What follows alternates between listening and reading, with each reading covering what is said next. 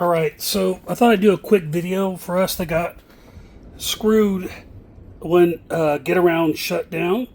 So I'm removing the Getaround computer. They really didn't offer any good instructions on even installing it. They try to keep it secret. So I just got done, as you can see, tearing it apart to figure out where everything went to help you out. So what they did is, this is the ignition switch connector. So all they did was splice into the wire that goes to the starter, run it back through this device, and go back to the harness. So what I'm going to do is simply put another device in. But the yellow wires are your starters. So if you're pulling it out, you could simply just wire these yellow ones together and bypass this computer. And I do recommend you yank this out. The red one is a good power source here. You can see the red there. So they just spliced into, got a good power source. And then this one here, there's a blue one. This is when the truck is running. This basically just tells the computer that the truck is on. So blue truck on, red power. And if you really easily, you could cut all, you could splice the two yellow here together. Just cut these and tape them up if you wanted to. And you could actually cut, they run three wires to the ODB.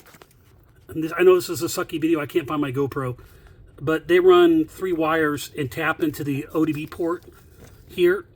So you could just simply cut these, tape them down, run the these two yellow ones together, and cut these and out, and you're good to go.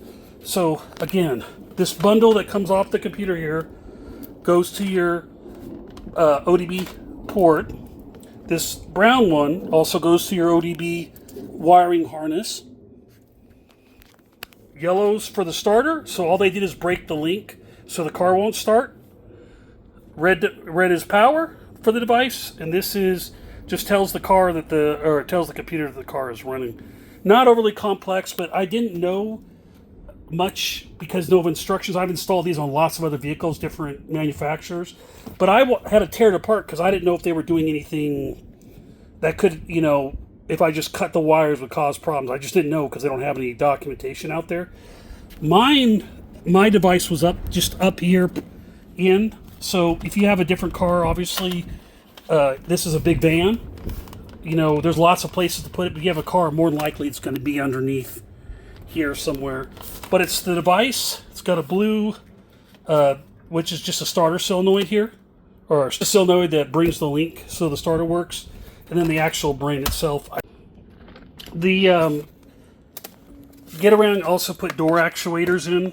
These go to each door. Some cars don't need a power actuator, but this is actually a powered actuator for the doors.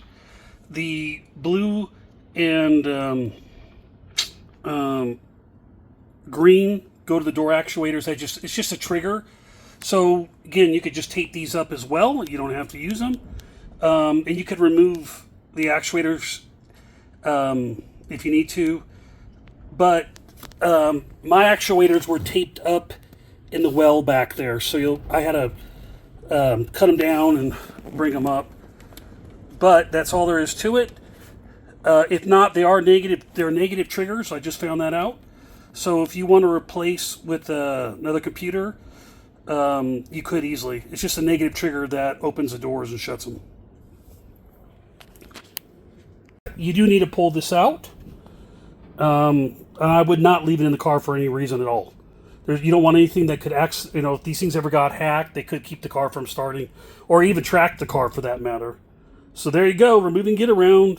Thanks.